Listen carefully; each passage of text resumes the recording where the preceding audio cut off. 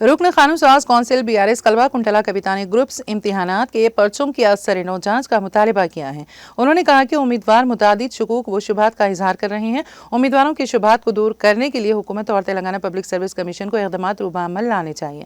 तेलंगाना कानून साज कौंसिल में खिताब करते हुए के कविता ने कहा कि तेलंगाना स्टूडेंट्स JSC के तलबा ने उन्हें एक और दरख्वास्त पेश की है, जिसमें ग्रुप 1 की जनरल रैंकिंग लिस्ट की अदम इजराई को नोटिफिकेशन के शराइत के मगायर करार दिया गया है। अलावाजी ग्रुप 1 प्रीलियम्स और मीन्स इम्तिहानात के लिए अलहदा हॉल टिकट्स नंबर्स की इजराई के बायस भी तलबा में बेचैनी पाई जाती है। कविता ने बताया कि वेब नोट जुमरों के असास पर जारी किया जाए और इस बात की वजाहत की जाए कि चंद यौम कबल जारी करदा वेब नोट को डिलीट क्यों किया गया है।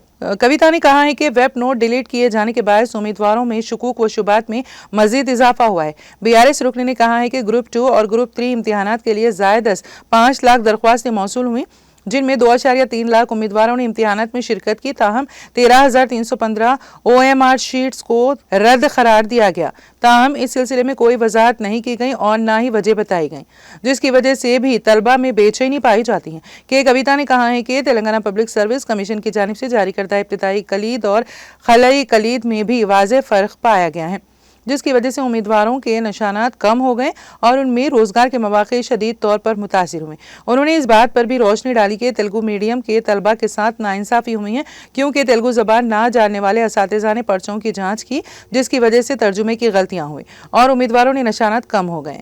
BRS लीडर ने कहा कि ग्रुप 4 के उम्मीदवारों ने भी शुकूक व शुबहात का इजहार किया है। उन्होंने कहा कि लोकल और नॉन लोकल ऑप्शन की अदम मौजूदगी के बायस उम्मीदवारों के लिए यह बात वाज़ेह नहीं हो रही है कि मल्टी जोन में तकर्रुरात कहाँ किए जा रहे हैं। BRS रुकन कविता ने हुकूमत और तेलंगाना पब्लिक सर्विस कमीशन से पुरजोर मुतालिबा किया है कि वो तमाम शुकूक व शुबहात को दूर करे और इम्तिहानी अमल को मौसर और शफ़ाफ बनाए। సభకు ప్రభుత్వానికి తెలియజేసేటటువంటి అవకాశం ఇచ్చినందుకు ధన్యవాదాలు తెలియజేస్తా ఉన్నాను. నాకు ఉస్మానియా యూనివర్సిటీ JSC వారు గ్రూప్ 1, 2, 3 పరీక్షలు ఫలితాలపై అభ్యర్థులు లేవనెత్తుతున్న అనుమానాలను Telangana students joint action committee తరఫున తమరి దృష్టికి తీసుకురావాలని చెప్పి ఒక పిటిషన్ ఇచ్చినారు అధ్యక్ష. తెలంగాణ పబ్లిక్ సర్వీసెస్ కమిషన్ ఇటీవల విడుదల చేసినటువంటి గ్రూప్ 1, 2, 3 ఫలితాల్లో జరిగినటువంటి అవకతవకలు అనుమానాలపై జరుగుతున్నటువంటి విషయాలను అసెంబ్లీ సమావేశంలో చర్చించాలని కోరినారు అధ్యక్ష. గ్రూప్ 1లో జనరల్ ర్యాంకింగ్ లిస్ట్ అని చెప్పి ఒకటి మొన్ననే రిలీజ్ చేసినారు అధ్యక్ష. అయితే ఇందులో ఏం చేసినారంటే మొన్న March 10th రోజు గ్రూప్ 1 ఫైనల్స్ అయిపోయిన తర్వాత అభ్యర్థులకు ఇండివిజువల్గా వాళ్ళకు స్కోర్స్ వాళ్ళకు మెయిల్ చేయడం జరిగింది అధ్యక్ష. కాకపోతే జనరల్గా ఎప్పుడైనా గ్రూప్ 1లో ఇండివిజువల్గా వాళ్ళకు స్కోర్స్ ఇచ్చిన తర్వాత జనరల్ ర్యాంకింగ్ లిస్ట్ అని చెప్పి ఒకటి ఇస్తారు అధ్యక్ష, అది పబ్లిక్ డొమైన్లో పెడతారు. కానీ ఈసారి అట్లా ఇవ్వలేదు. అంటే particularly this is against the group 1 నోటిఫికేషన్లో సార్ పారా 15.2లో పేర్కొన్నారు సార్ ఖచ్చితంగా జనరల్ ర్యాంకింగ్ లిస్ట్ పెట్టాలని. కానీ అది పెట్టకుండా చేసేసరికి లక్షలాది మంది అభ్యర్థులు వాళ్ళు అనుమానాలు పడుతున్నటువంటి పరిస్థితి ఉన్నది సార్. అంటే ఫర్ ఎగ్జాంపుల్ సార్, ఈ గ్రూప్ 1 ఈసారి నోటిఫికేషన్ వచ్చిన దగ్గర నుండి గ్రూప్ 1 ప్రిలిమ్స్లో ఒక హాల్ టికెట్ ఇచ్చారు సార్. జనరల్గా గ్రూప్ 1 ప్రిలిమ్స్లో ఇచ్చిన హాల్ టికెటే గ్రూప్ 1 మెయిన్స్ వరకు కూడా కంటిన్యూ అవుతుంది. కానీ ఈసారి ఈ ప్రభుత్వం ఏం చేసిందంటే అధ్యక్ష, గ్రూప్ 1లో ఒక హాల్ టికెట్ ఇచ్చినారు. గ్రూప్ 1 ఎగ్జామ్ అయిపోయింది. ఎగ్జామ్ అయిపోయిన వెంటనే వెబ్ నోట్లో ఏం పెట్టినారంటే ఎంతమంది క్యాండిడేట్స్ ఎగ్జామ్ రాసినారు అన్నది పెట్టినారు అధ్యక్ష. పెట్టిన తర్వాత నంబర్ ఆఫ్ స్టూడెంట్స్ ఎంతమంది క్వాలిఫై అయినారు అన్నది తర్వాత ఒకసారి పెట్టినారు. ఆ తర్వాత ఇమీడియట్గా కొత్త హాల్ టికెట్స్ ఇష్యూ చేసినారు అధ్యక్ష. So number of students qualified యాక్చువల్గా 28,150 మంది ఉండాలి అధ్యక్ష. కానీ వీళ్ళు కొత్తగా ఇచ్చినటువంటి హాల్ టికెట్స్ 33,000 ఉన్నాయి అధ్యక్ష. సో స్టూడెంట్స్ అందరికీ ఇప్పుడు డౌట్ ఏంటంటే 28,000 మంది మనం ఉండాలి, ఈ 33,000 మంది ఎడికెళ్ళి వచ్చిండ్రు, ఎట్లా క్వాలిఫై అయినరు అనేటటువంటిది వాళ్ళు అనుమానపడుతున్నారు అధ్యక్ష. దానికని వాళ్ళు అడిగేది ఏంటంటే కేటగిరీ వైజ్ మీరు వెబ్ నోట్ ఇవ్వండి అని అడుగుతున్నారు. ఈ ముందు ఒక వెబ్ నోట్ పెట్టారు అధ్యక్ష ఒక 2-3 డేస్ క్రితము. దాన్ని ఈ 2-3 డేస్లో మళ్ళీ డిలీట్ చేయడం జరిగింది అధ్యక్ష. మరి ఎందుకు అట్లా డిలీట్ అయింది ఏంది అనేటటువంటి అనుమానాలు చాలా తీవ్రంగా గ్రూప్ 1 అభ్యర్థులకు ఉన్నాయి అధ్యక్ష. అట్లానే గ్రూప్ 2-3 రిజల్ట్స్ కూడా ఇచ్చినారు అధ్యక్ష. ఈ గ్రూప్ 2-3లో 5 లక్షల మంది గ్రూప్ 2-3 ఎగ్జామ్స్కి అప్లై చేసుకుంటే అందులో 2.3 అంటే 2,30,000 మంది పిల్లలు ఎగ్జామ్స్ రాసినారు అధ్యక్ష. అయితే గ్రూప్ 1లోనేమో ప్రిలిమ్స్ మెయిన్స్ ఇట్లా ఉంటాయి, గ్రూప్ 2లో డైరెక్ట్గా ఒకటే ఎగ్జామ్ ఉంటుంది అధ్యక్ష. ఉన్నప్పుడు దీంట్లో OMR షీట్ అని ఇస్తాం అధ్యక్ష, ఏదైతే మనం బబ్లింగ్ చేస్తాం. ఆ OMR షీట్లో 2,30,000 మంది పిల్లలు గ్రూప్ 2-3కి అపియర్ అయితే ఓఎంఆర్ షీట్లు 13,315 ఓఎంఆర్ షీట్లు ఇన్వాలిడ్ అయిపోయినాయి అధ్యక్ష. మరి అసలు ఎందుకు ఇన్వాలిడ్ అయింది అనేటటువంటి అనుమానం విద్యార్థులందరిలో చాలా తీవ్రంగా ఉంది అధ్యక్ష. ఇన్ని లక్షలాది మంది విద్యార్థులు అనుమానపడుతున్న పరిస్థితి ఉంది అధ్యక్ష. అయితే ఇవాళ ఇక్కడ నాకు పర్టికులర్గా ఒక అభ్యర్థి తన యొక్క ఓఎంఆర్ షీట్ని కూడా ఇవ్వడం జరిగింది అధ్యక్ష. ఆ ఓఎంఆర్ షీట్ ప్రకారము ఈ ఓఎంఆర్ షీటు రమేష్ అనేటటువంటి విద్యార్థి అధ్యక్ష. దీంట్లో ఏం జరిగిందంటే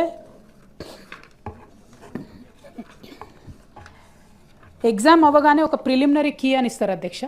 ఆ ప్రిలిమినరీ కీలో ఒక ఎస్టిమేట్కి జనరల్గా విద్యార్థులు వస్తారు, ఇన్ని కరెక్ట్ అయి ఉంటుంది, నాకు ఇన్ని మార్క్స్ వస్తాయి. ఆ తర్వాత కీ పర్మనెంట్ కీ ఒకటి ఇస్తారు అధ్యక్ష, లాస్ట్కి ఇచ్చేది. దానికి దీనికి చూసుకున్నట్టయితే చాలా వ్యత్యాసం ఉంది అధ్యక్ష. అంటే గ్రూప్ 2 రాసినటువంటి ఒక అభ్యర్థికి 28 మార్కుల వ్యత్యాసం ఉంది అధ్యక్ష. గ్రూప్ 3 రాసినటువంటి ఇంకొక అభ్యర్థికి 31 మార్కుల వ్యత్యాసం. ఇప్పుడు ఈ రమేష్ అనేటటువంటి అభ్యర్థికి 58 మార్కుల వ్యత్యాసం ఉంది అధ్యక్ష.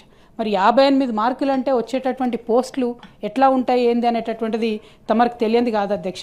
కాబట్టి విద్యార్థులందరూ కూడా ఇవాళ ఆందోళన ఉన్నటువంటి పరిస్థితి ఉంది. మరి ఓఎంఆర్ షీట్లో ఇంత ఎట్లా వ్యత్యాసం వస్తుంది అనేటటువంటి ప్రశ్నలు విద్యార్థులు అడుగుతున్నట్టు పరిస్థితి కనబడుతూ ఉంది అధ్యక్ష. ఈ ఫైనల్ కీలో కొన్ని తెలుగు ఇంగ్లీష్ మీడియం ప్రాబ్లం కూడా ఉంది అధ్యక్ష. ఇంగ్లీష్ మీడియంలో కొన్ని క్వశ్చన్స్ తప్పించినామని చెప్పి ఒక 8 క్వశ్చన్లు తీసేసినారు. సో తెలుగు మీడియం అభ్యర్థులకు క్వశ్చన్స్ తీసినరా ఉంచినరా క్లారిటీ లేదు. తెలుగు మీడియం అభ్యర్థుల ర్యాంక్స్, ఇంగ్లీష్ మీడియం అభ్యర్థుల ర్యాంక్స్ సపరేట్గా చెప్పాలని వాళ్ళు అడుగుతున్నారు. ఉర్దూ మీడియం ఏమో ఓన్లీ 9 మంది మాత్రమే రాయడం జరిగింది అధ్యక్ష. దాని మీద కూడా ఏమీ క్లారిటీ లేదు. అంటే ఎవరు క్వాలిఫైయింగ్ మార్క్ ఎంత ఏమైంది అన్నటువంటిది క్లారిటీ లేదు అధ్యక్ష. దీనివల్ల చాలా పెద్ద ఎత్తున డిఫరెన్సెస్ వస్తున్నాయి అధ్యక్ష. రాకేష్ అనేటటువంటి ఇంకో గ్రూప్ 2 అభ్యర్థి అధ్యక్ష, ఆయనకు రావాల్సిన మార్కులు 381 ఫైనల్ కీ ప్రకారం ఉంటే వీళ్ళు ఇచ్చినటువంటి జనరల్ ర్యాంకింగ్ లిస్టులో అధ్యక్ష 317 మార్కులు వచ్చినాయి అధ్యక్ష అబ్బాయికి. మరి ఎందుకు ఈ డిఫరెన్సెస్ అని అంటే చాలామంది ఏం చెప్తున్నారంటే అధ్యక్ష, మామూలుగా ఈ పేపర్లు దిద్దేటటువంటి వాళ్ళు ఎవరైతే ఉంటారో గ్రూప్ 1 ఎగ్జామ్స్ ఏమో ప్రొఫెసర్ వాళ్ళు దిద్దుతారు, గ్రూప్ 2 ఏమో లెక్చరర్స్ దిద్దుతారు అనేటటువంటి అంశాలు ఉన్నాయి అధ్యక్ష. అయితే మనకున్న సిలబస్లో majority Telangana history, Telangana economy వీటి మీద సిలబస్ ఉన్నాయి అధ్యక్ష, చాలా ఎక్కువ మార్క్స్ క్యారీ చేస్తాయి. అయితే ఈ లెక్చరర్స్, ఈ ప్రొఫెసర్స్ అందరినీ కూడా తీసుకొని వచ్చినారు, నాన్ తెలంగాణ వాళ్ళని కూడా తెచ్చినారు అనేటటువంటి అనుమానం ఒకటి కనపడుతుంది అధ్యక్ష. మరి అది ఏంది క్లారిటీ అన్నది మాత్రం ఎవరు చెప్పలేనటువంటి పరిస్థితి ఉంది అధ్యక్ష. అదేవిధంగా అధ్యక్ష గ్రూప్ 4లో ఏదైతే ఉంటాయో ఇదివరకు బీఆర్ఎస్ ప్రభుత్వం ఉన్నప్పుడు అధ్యక్ష 8 నుండి 9 లక్షల మంది ఎగ్జామ్ రాస్తే కూడా ఎటువంటి టెన్షన్ లేకుండా ఫాస్ట్గా రాపించి వాళ్ళకు రిలీజ్ చేయడం జరిగింది అధ్యక్ష. ఇప్పుడు గ్రూప్ 4లో వచ్చినటువంటి రిజల్ట్స్లో కూడా అనుమానాలు వ్యక్తం చేస్తున్నటువంటి పరిస్థితి ఉంది అధ్యక్ష. ఇవన్నీ ఒక ఎత్తు అయితే అధ్యక్ష, అసలు నాన్ లోకల్ అనేటటువంటి ఆప్షన్ ఇప్పుడు లేదు అధ్యక్ష. 2022లో గ్రూప్ 1 ప్రిలిమ్స్ రాసినటువంటి అభ్యర్థులకు local are non local option ఉంది. ఇప్పుడు 2024లో అసలు ఆప్షనే లేదు. లేకుండా పెద్దలు జీవన్ రెడ్డి గారు శ్రద్ధగా వినాలి అధ్యక్ష, ఎందుకంటే ఎప్పుడు జోన్స్ గురించి వారు మాట్లాడతారు. అకాడమిక్ ఇంట్రెస్ట్ చెప్తున్నా సార్ నేను. 5% మల్టీ జోన్ అని ఒక కొత్తది క్రియేట్ చేసినారు సార్. అయితే ఈ జోన్లో నాన్ లోకల్ వాళ్ళని చేస్తామని చెప్పినారు, కానీ వీళ్ళని ఎక్కడ రిక్రూట్ చేస్తారన్నది క్లారిటీ ఇవ్వలేదు సార్. అసలు ఏం జోను, ఇది ఎక్కడ జోను, వీళ్ళని ఏ ఏరియాస్లో రిక్రూట్ చేస్తారన్నది క్లారిటీ లేదు. అసలు మనం కష్టపడి తెలంగాణ తెచ్చుకున్నదే జాబ్స్ కోసము. ఈ జాబ్స్లో 95% ప్రెసిడెన్షియల్ ఆర్డర్ నుంచి రావాలనే మేము చాలా రోజులు వెయిట్ చేసినాం, నోటిఫికేషన్లు కూడా ఇవ్వలేదు. దాన్ని మీరు పొలిటికల్ అడ్వాంటేజ్ తీసుకున్నారు. అశోక్ నగర్కి రాహుల్ గాంధీ గారు, ముఖ్యమంత్రి గారు, అందరు రేవంత్ రెడ్డి గారు వెళ్ళి విద్యార్థుల భావోద్వేగాలు రెచ్చగొట్టి ఆనాడు బీఆర్ఎస్ ప్రభుత్వానికి వ్యతిరేకంగా పనిచేసిండ్రు అధ్యక్ష. దాని చరిత్ర పక్కన పెడితే అధ్యక్ష, ఇప్పుడున్నటువంటి పరిస్థితి ఏంటంటే ఇప్పుడు కండక్ట్ చేసిన ఎగ్జామ్స్లో కూడా ఈ గ్రూప్ 1 అండ్ గ్రూప్ 2 and 3 ఈ రెండిట్లో కూడా విపరీతమైనటువంటి అవకతవకలు ఉన్నాయి అధ్యక్ష.